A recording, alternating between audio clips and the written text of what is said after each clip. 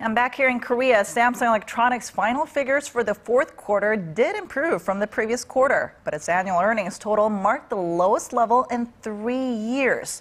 The shares closed 1% lower at Thursday's market close, and our Song Ji-sun has more. Samsung Electronics has rebounded from its earnings shock in the third quarter of last year, but it's still underperforming compared to the previous year. Samsung's operating profit for the fourth quarter stood at $4.9 billion, up 30% from the previous quarter.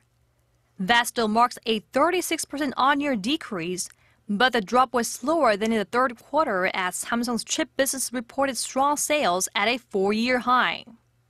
Memory chips have become Samsung's biggest profit driver in the third quarter, overtaking handsets, and now account for more than half of the company's profit at $2.5 billion. Samsung's final Q4 figures come just days after its rival Apple announced a record net income of $18 billion for the same period, nearly 4 times higher than that of Samsung's.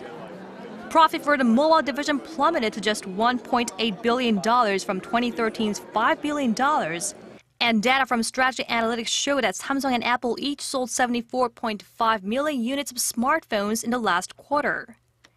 That's a 46% jump for Apple, but a 15% drop for Samsung in the sector, with Apple's large-screen iPhone 6 models in direct competition with the Korean tech giant.